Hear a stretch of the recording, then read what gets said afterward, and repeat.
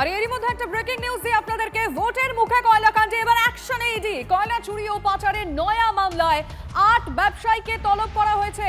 কাদের কাদের তলব করা হয়েছে আমরা জানবো, তার আগে আরো একবার জানিয়ে রাখছি সামনেই ভোট, আর তার আগে এবার কয়লা কাণ্ডে অ্যাকশনে ইডি। কয়লা চুরি ও পাচারের নয়া মামলায় 8 জন ব্যবসায়ীকে তলব করা হয়েছে। আমরা অবশ্যই আমাদের প্রতিনিধি থেকে জানার চেষ্টা করব এই 8 জন যে ব্যবসায়ীকে তলব করা হয়েছে তারা কারা এবং তাদেরকে কবে যেতে বলা হয়েছে, কবে তলব করা হয়েছে সেই বিষয় জানা হবে। চলতি সপ্তাহে ইডি দপ্তরে 8 জনকে তলব করা হয়েছে, এমনটাই সূত্রের খবর। আমাদের প্রতিনিধি সুশোভনের সঙ্গে আমরা যোগাযোগ করেছি, সুশোভনের কাছে আরো তথ্য রয়েছে এই বিষয়ে। সুশোভন, 8 জন ব্যবসায়ী তারা কারা, তাদের কবে যেতে বলা হয়েছে, কি তথ্য এখন অবধি সামনে আসছে? এবং মূলত যেটা জানা যাচ্ছে যে একেবারে ইডি সূত্রে খবর যে 8 জনকে তলব করা হয়েছে এবং চলতি সপ্তাহে ফের আসতে বলা হয়েছে। এবং এই যে যারা কয়লা ব্যবসায়ী মূলত তাদেরই সিজিও কমপ্লেক্সে আসতে বলা হয়েছে। তুমি জানো যে কৃষ্ণ পাল যার বয়ান ইতিমধ্যেই রেকর্ড হয়েছে। স্বাভাবিকভাবেই কিন্তু যে এই যে কয়লা যে তদন্ত হচ্ছিল সেই তদন্তে যে 8 জনকে ইতিমধ্যেই তলব করা হয়েছে সেই তথ্যই ইতিমধ্যে গোয়েন্দারা পেতে চায় এবং পেয়ে কিন্তু আরো বেশ কিছু তথ্য তারা সংগ্রহ করতে চায়। ধন্যবাদ।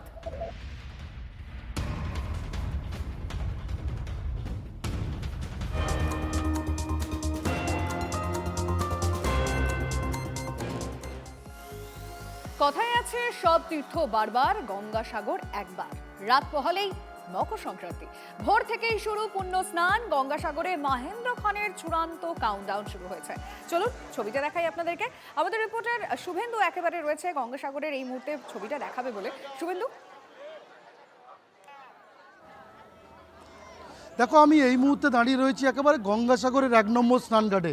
আমি ক্যামেরা পার্সনকে দেখাতে বলবো যে কিছুক্ষণের মধ্যে কিন্তু এই স্নানঘাটে কেন্দ্রের প্রতিমন্ত্রী সুকান্ত মজুমদার তিনি আসবেন, এখানেই তিনি স্নান করবেন। তাছাড়াও আজকের ভোর থেকে কিন্তু একেবারে লম্বা লাইন দেখা যাচ্ছে, কারণ মহেন্দ্রক্ষণ একেবারে মকর সংক্রান্তির যে মহেন্দ্রক্ষণ সেটা যত এগিয়ে আসছে, তুমি জানো বুধবার অর্থাৎ আগামীকাল দুপুর থেকে পরের দিন দুপুর পর্যন্ত এই সময়সীমা রয়েছে।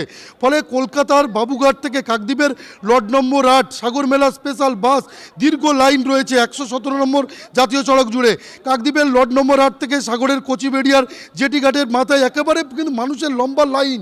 এবং এই মুহূর্তে তুমি ছবিটা দেখতে পাচ্ছ যে স্নানঘাটে ভিড় রয়েছে, কারণ পুণ্যার্থীরা আগেভাগেই তারা গঙ্গাসাগর মেলায় চলে আসছে। এই মহেন্দ্রক্ষণের মধ্যেই তারা কিন্তু স্নান করবে। ইতিমধ্যেই প্রশাসনের পক্ষ থেকে সমস্ত আগাম ব্যবস্থা নিয়ে রাখা হয়েছিল। শুভেন্দু, আপাতত ধন্যবাদ তোমায়। পুণ্যার্থীরা কি বলছেন শুনবো। यहाँ पर देखा सब बढ़िया से टेंट टूट भी लगा हुआ है, आज कोई तरह का परेशानी नहीं है और नहाने वहाने का भी सुविधा बहुत बढ़िया है, पानी का भी सुविधा, लैट्रिन का भी सुविधा बढ़िया है। हम यहाँ पर दूसरी बार आ रहे हैं। गंगा स्नान कर लिए अभी। हाँ अभी दर्शन करने, कपिल मुनि जी के दर्शन करने जा रहे हैं। माहौल अच्छा है यहाँ का, हाँ व्यवस्था बहुत अच्छी। কালকের এসছি, আজকের এই মাত্র বেরালাম, খুব একটা ভালো দেখিনি, ঘুরে দেখবো। পরিকাঠামো ভালো। मैं पहली बार आया हूँ। कैसा लग रहा है? बहुत बढ़िया, कपिल मुनि जी के दर्शन करके माँ गंगा में स्नान करके बहुत आनंद आया। व्यवस्था बहुत अच्छा है किया है, प्रशासन ने का बहुत सहयोग है। बहुत बढ़िया है, कोई परेशानी कहीं नहीं। আমরা তো প্রতিবারই যাই, এ তো নতুন নয়। গতবারও আমি গিয়ে স্নান করেছি, ওখানে ডুব দিয়েছি। মুখ্যমন্ত্রী তো যান, অ্যাডভার্টাইজমেন্ট করেন, চলে আসেন, স্নান টান তো করেন না। কিন্তু আমি গতবারও স্নান করেছি, তার আগেও স্নান করেছি। তো এটা ভারতীয় জনতা পার্টির আমাদের সংস্কৃতির সাথে, হিন্দু সংস্কৃতি, ভারতীয় সংস্কৃতি।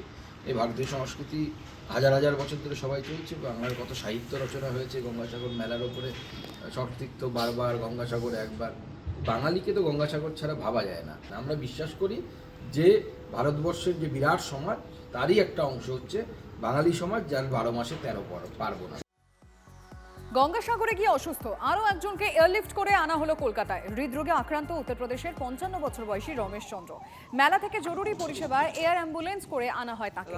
প্রবল শ্বাসকষ্ট নিয়ে এমআর বাগুন হাসপাতালে এই মুহূর্তে তিনি ভর্তি।